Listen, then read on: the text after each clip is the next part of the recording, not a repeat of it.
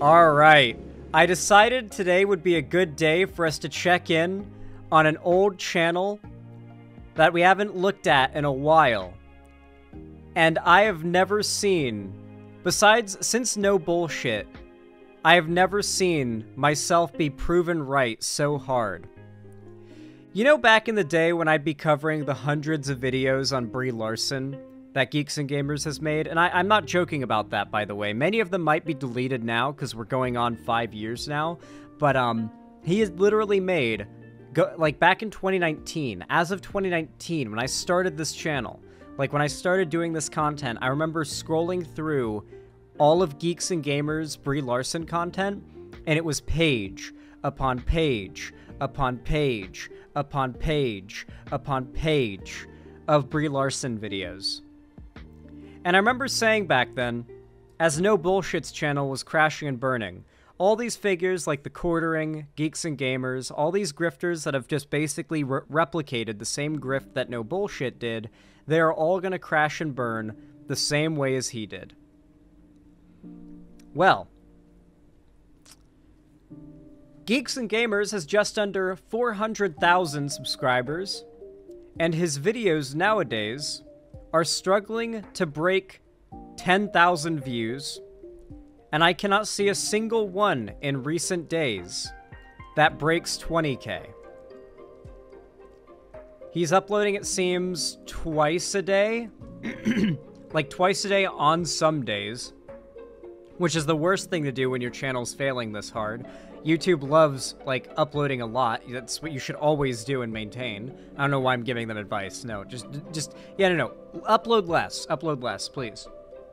Your fans want you to upload less. That's what they want. That's what YouTube will, that'll fix your channel. The last video they had that, like, got any amount of viewership was this one. 104,000 views 2 weeks ago.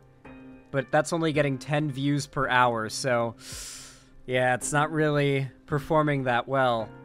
Yikes. And of course, 2 days ago, he uploaded a Brie Larson video. Let's fucking go. So for those of you what was I saying there? I have like verbal dyslexia. For those of you guys that don't know, Geeks and Gamers, obviously obsessed with Brie Larson. Brie Larson plays Captain Marvel, and the start of the obsession with right-wingers hating her is A, the fact that Captain Marvel is a strong female character with vaguely feminist-leaning characteristics and messaging, and on the other hand, Brie Larson is herself a very accomplished actress who has been very vocal about her feminist values in the past, particularly during speeches at award shows. So those award shows and those speech clips ended up being the perfect fodder for these people to claim that this evil feminist was entering the MCU. Now, Captain Marvel 1, not my favorite. It's alright. It was a fun rewatch, I guess, when I rewatched it with my mom recently, because she had never seen a single Marvel movie. And then, of course, there's the Miss Marvel, which I watched, and I actually enjoyed it quite a bit. I remember liking it a fair amount and being excited to see what happens next after the cliffhanger. And then, of course, there is Monica Rambeau, who got her Marvel powers in WandaVision, and I was quite excited to see where that would go after that show as well. So, despite the fact that I and most people who are left-leaning, at least, do not really go to movies anymore, despite being fairly excited for the Marvels, the, movie that would be the, coming together of all three of them, I didn't go and see it in theaters. And now that it is on streaming, I absolutely plan to see it, but I'm waiting for my mom to come visit again so we can continue with our binge watching of the MCU, and then I'll watch it for the first time once we get to it. I don't want to have to, like, watch all these things twice, like, back to back, right? So, I'm holding off on that. So I'm actually quite interested in watching the Marvels, and based on what I've seen on Twitter, most people are saying that the Marvels is actually pretty good. Like, they didn't go to see it in the theaters because, like, risking getting sick, and theaters are expensive these days. People would rather stay at home. But now that it's on streaming, they watched it and they really enjoyed it. So apparently, Brie Larson is done with the MCU after the Marvel's box office disaster. They've been saying this for like 5 years that Brie Larson is quitting the MCU because, like, it's like her movies are supposedly such a failure. I don't know if the Marvels did well in the box office. I'm inclined to believe it didn't do well, but I also have a feeling that Disney is kind of like moving their monetary scheme hardcore towards streaming. Like, big blockbuster that's meant to get as many people buying tickets and watching and talking about it as possible. Then it's up on streaming, and then it's part of the MCU. People who are watching through the MCU will watch it over time, and it will accumulate viewership through the source of, like, the Disney Plus subscriptions. So it really doesn't, like, especially because people have been complaining. I say people. Chuds have been, like, making a big deal about Disney losing a bunch of subscriptions on Disney Plus. But I dare you right now to Google what the increase in Disney Plus's income and revenue was with their hiking in subscription cost. They gained so much more money despite losing millions of users on Disney Plus. They don't make these decisions lightly. They know what they're doing. They're not stupid. These people only tell you half the story, like, oh, Disney lost millions of subscribers, and it's like, yeah, let's read the other half of that headline, and made millions more than they were before. In doing so, it's almost like the entire point he was trying to argue isn't valid. So prepare for a lot of lies here, but we're really just watching the last desperate gasps of a dying YouTuber who's trying to, like, grift his way into another Brie Larson hate video, algorithm boost. Brie Larson, Queen Brie Larson, the single greatest, most important individual in the history of movies. Listen, dude, you're the guy who's made hundreds of videos about her, not me. Not commit moving forward to the Marvel Cinematic Universe. And here we have it right here. The Marvel star Brie Larson shares a blunt response when asked about her future as Captain Marvel. Have you heard about this, Jay? Yeah, but this is pretty typical because she gave a blunt response, like, what was it, like before the Marvels came out? Yes. When they were like, it was like, does anybody want me? She's like, I don't know. I don't know. Yeah. I don't know. It just like from, and now here's the second one. She basically says the same thing, right? Like, I don't know. Like, yeah. She's Wait, is this anything new? Wait, really? I don't know is what they're reporting on? They do realize that, like, unless a Marvel movie has been announced, it's generally not good practice for the actors to say, yeah, I'm going to be in the next Marvel movie. It's going to be called yada yada. I'm pretty sure, like, the point of the whole, like, MCU unveiling thing is that you don't know when these characters are going to come back again, and you're waiting for them to, like, make their next appearance. If she's literally answered the same response every time they ask her if she'll be in another Marvel project, and she has been, but the answer is always, I don't know, because that's what all the actors answer when they ask, are you going to be in another Marvel project that's yet to be announced? That's how acting works. You don't spoil shit, or you could get in trouble. She's not Tom Holland, who I'm pretty sure is paid by Disney, and, like, part of his whole, like, marketing thing for Disney's, like, Marvel stuff is for him to fake spoiling stuff. I think maybe he did it once seriously, and they turned it into a meme for him. And they're like, okay, you can accidentally spoil this during this interview. If it wasn't real, they would just cut it. Doing an interview. We're going to go to that interview in just a minute. But the thing about it is this is after the failure of the Marvels. Like, this is after that. You know what I mean? So this is where it's a little different now because the Marvels has failed, and it's failed miserably. I love how he's put in a position where he has to say it's different now. I know we're saying the same thing as we've been saying for all these years, but it's different now. I promise, guys, it's different now. With a so-so 62% on Rotten Tomatoes and a mere 206 million worldwide, the Marvels failed to live up to expectations last November and is now Marvel Studios' lowest grossing movie. It's still hard to say where it all went wrong. No, it's not actually. It's not hard to say it's not hard to say. It's not hard to say. Well, one thing is that you're talking about three characters that don't really have the widest appeal. Like, it's not for the reasons these guys are arguing, but, like, the first Captain Marvel movie was just kind of all right, you know? Like, Carol Danvers is a neat character, but for all intents and purposes, Captain Marvel was a committee-designed movie. It had a very... It had not woke aspects like how these conservatives refer to it as, but it had certain aspects of it that just kind of removed a little bit of the depth from the story that I think could have been better. But at the same time, rewatching the movie recently, it was a lot better than I remember it. Like, a lot of the scenes that I remembered as being, like, cringed appeals to feminism or whatever were really just appeals to 90s nostalgia.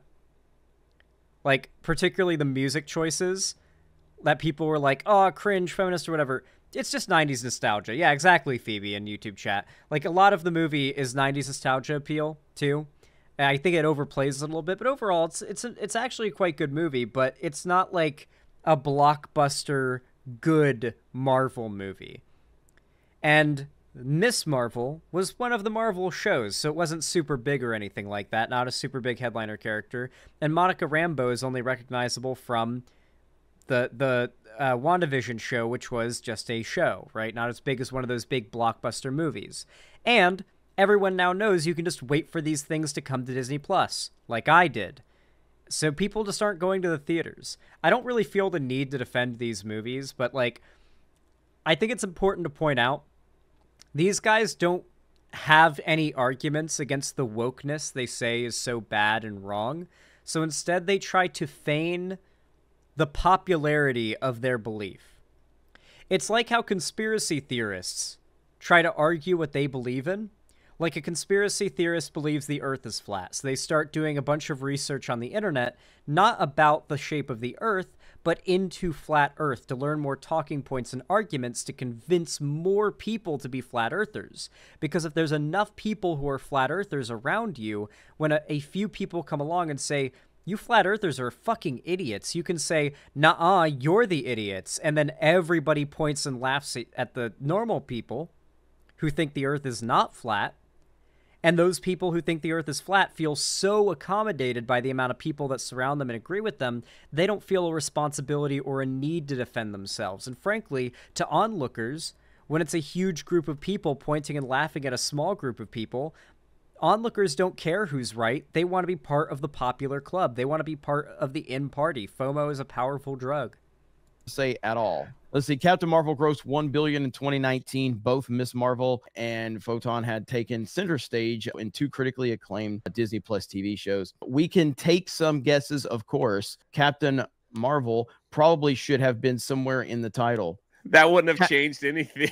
Captain Marvel is the most protected film in the history of movies. We have Well, I mean, these guys have continuously claimed it was a fall flat at the box office, but it was a blockbuster movie. Like, it literally had massive sales at the box office. It was one of Marvel's highest grossing movies. So is the claim that, like, Captain Marvel is bad because it's woke, and that's why so simultaneously they'll argue a movie had low box office numbers, and that's a show that shows that it, like, performed badly and that it's like no one wants it. But then if a movie that they don't like does well, they will argue Disney inflated the ticket sales. So I have heard this guy argue that Disney inflates ticket sales and buys out tickets to inflate their woke movies to make them look more successful so they can't make fun of them for it many times. Why didn't they do that here? If Disney is inflating ticket sales, why didn't they do that here? And make it look like it was successful like they supposedly did with Captain Marvel. Evidence? Oh, they have no evidence. They just feel like it. You know, it fifis over Riri's. Anyway. Never seen a film more protected, put in more of a spot. And again, I'm not saying there's anything wrong with that, to be clear. All right. There's nothing wrong with positioning your films that you think are going to maybe underperform or something like that. There's nothing wrong with positioning them to succeed. There's nothing wrong with that. Let's not act like that didn't happen. And that's the whole thing, is that the MCU fans will deny reality. They'll deny that that even happened. And that's... You know what I kind of like about that these guys did? I feel like these two were getting a lot of shit about being neckbeards, like, surrounded by action figures and comic books, while, like, shit-talking women and minorities in media. Like, it started... Like, their audiences started to realize, like, this is kind of cringe, and just dipped. And so they changed their backgrounds to green screens. Because, like, Geeks and Gamers had a whole nice, like, dude bro, like, man caved out background, and now it's this weird, random, shitty green screen. I don't feel like he downgraded houses or something. I think he covered that up because he started to feel ashamed about the fact that he looks like a neckbeard. He looks like the stereotypical neckbeard. I really do need more of these guys to start feeling shame about being surrounded by action figures while shit-talking women. I need them to feel more, like, self-awareness and shame about that. I need it. I really need it. Exactly what happened. They took Captain Marvel and they put it in between two of the biggest films of all time, and they tied it into those films so that it would give it a little more interest from the general audience level. And there's nothing wrong with that, but that's why it made $1 billion. So no, this isn't complicated at all. It never was complicated. But anyway, it gets down to this, and she does this interview. Or maybe the movie did well because it was a Marvel movie and Captain Marvel is a big character. View right here, and this is towards the end of the interview, and they ask her about Marvel. Can you tell us a little bit about Marvel and what's coming up for you, your next Marvel project? I don't have anything to say about that. And that's it. I don't have anything to say about that. Like, wait, that makes it sound like she's got like another project coming up soon. That makes it sound like the next Marvel project that comes out, she's going to have a cameo in it. And so they ask her, and she's just like, no comment. Because what could she say? Like, what could she say if that is the case? That makes it seem even more like she's in the next project. What? That's the obvious I can't talk about. Yeah, I think that's the most I can't talk about that answer I've ever heard. This is what's newsworthy for these people, by the way. Like, you have to remember, too, the people who are watching this content are so hyper-privileged and such losers. This is what matters to them. There are genocides and invasions of sovereign nations happening across the world right now. And this is what, like, tears at the back of your mind. And frankly, they think less of you for caring about conflicts happening on the other side of the world. They think less of you for caring about real-world problems, because this is what really matters. If you really knew, if you were really smart, you'd know these are the real issues. Again, it is similar to the last comment she made of, does anyone want me? To me, that seemed a little more like she gave some context last time. You know, she gave a little more of it. This one, she clearly was like, I don't want to talk about this at all. It makes you wonder. This reminds me of that one time when he brought on a body language analyst to analyze an interview, I think with Don Cheadle and Brie Larson. And they were like, see, right there, you can actually see Don Cheadle is actually kind of like intimidated by her. He's kind of made uncomfortable by her. He moves and leans to the opposite side of the chair from the one that she's sitting in so he can be as far away from her as possible, but casually so. You have to look very closely to notice it. Like, literally brings in a body language expert to analyze Brie Larson and Don Cheadle. Just absolutely wild. That is what Geeks and Gamers did for one of his, like, 500 to 600 videos he's made on Brie Larson now. It may be up to 1,000, considering it was 300 videos back in 2019, 2020. If, like, well, they maybe, of course, it's speculation because it wasn't there, but, like, they offered her this. You know, like, you're going to get a trilogy, you're going to get this, you're going to be the new face. We heard all those things. You're going to be the new face of the Avengers. You're going to do this, you're going to do that. And then all of a sudden, like, they just pulled the rug out from her and just like, well, we're actually not going to, we're going to make you like the bad guy in the Marvels. And we're just going to pair you with these other people. And that's going to be the end of it. I have a feeling she is not the bad guy in the Marvels. I have a feeling that she is like an antagonistic, like, protagonist like Tony Stark is in the Spider-Man movies. Just treating her really bad over there. Wouldn't be the first female actor that they treat bad over there at Disney. But I'm just saying, like, and now she's just like, I've had enough. Yeah. You know? And again, you counted? Yeah, back in 2019, like late 2019, early 2020, I did a Geeks and Gamers video in which we went over his obsession with Brie Larson as a whole. And I looked up Geeks and Gamers Brie Larson. And we counted. We scrolled, went to the next page, counted, scrolled, went to the next page, counted, and stopped somewhere around 250 to 270. I rounded up to 300. I got distracted by chat and lost count. I would ballpark it as 300 videos back then. on his 2 combined channels, because he's got 2 channels. One of them's way smaller, and I can't even imagine how bad it's doing now. But yeah, he I can only imagine how many he's made about Brie Larson now. It could be 1,000. It needs to be noted that yes, she has had an answer that's similar. Antagonist doesn't mean villain. Yeah, Cleaver 120. He doesn't know. These people have no media literacy, obviously. To that in the past, but this is after the failure of the Marvels. That's the whole thing. The lowest grossing film in MCU history. And she's clearly embarrassed about that. And Marvel's not. I will refer to Disney Plus subscriptions making Disney Plus an immense amount more money than they like made them before people left Disney Plus because of the price hike. Like, if the argument is like Disney is suffering because woke doesn't succeed, I'm sorry, but it is. They aren't suffering. I hate Disney, and I hate that you're pretending like they're suffering when they're not, because they're very much not. They are so just fine. Well over just fine. Not in a good place right now. They've got a lot of problems at their front door. So to speculate that Brie Larson and many others could potentially be done, that's not a far stretch at all. And now everything that the MCU was built off of it's gone. It doesn't resemble any of that anymore. So it'll be interesting to see how they move forward. Again, I'll tell you how they're going to move forward, Jeremy. They're just not going to learn. Because apparently a female-led White Tiger show is in the works at Marvel Studios. Now, a lot of people might not be familiar with this character. I am not that familiar. All I know is White Tiger is a man. He's Puerto Rican, and he fights crime in New York. I'm not quite sure where he gets his powers from. But even here, it says, while Daredevil Born Again will have a male version of the character. I don't know if this is his daughter or a relative, but apparently they're like, we're going to go all in with another female-led show. Since we're going to go all in with another female-led show. Oh, no. Oh, how will Marvel and Disney survive a female-led show? How will they ever? Christ almighty.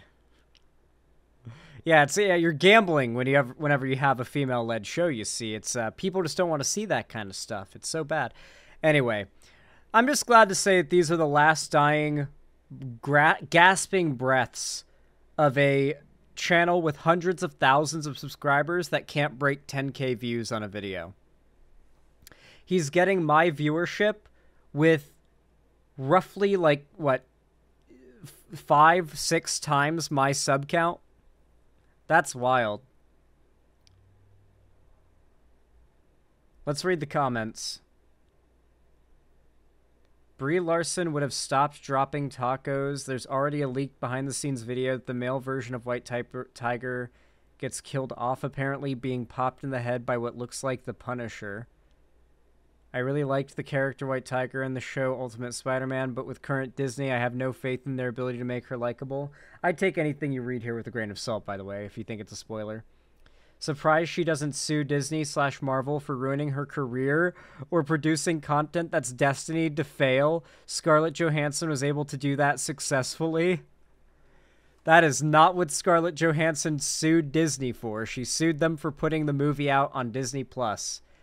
Good God. These people live in their own fantasy world. Like, they just kind of make up a timeline of events that kind of retroactively justifies what they believe now. That is, like, not even resembling what happened in real life. Like, they're like, yeah, Scarlett Johansson sued Disney for ruining her career by making woke movies that she started. Yeah, that's why she sued. That's what happened there. Yeah. White Tiger was introduced in the animated show Spectacular Spider-Man, and she is a woman and a popular character, so geeks and gamers are just stupid. Yeah, they're really dumb. They're really dumb. The White Tiger is the daughter of the White Tiger in the comics since the late 90s to early 2000s. What I'm guessing is there's going to just be like a backstory type thing, you know? That's what I'm assuming. Regardless, though, it's nice checking in on these guys and seeing their channel flail. I will eagerly watch as they take the no bullshit route to not having uploaded in years. One day. Inshallah.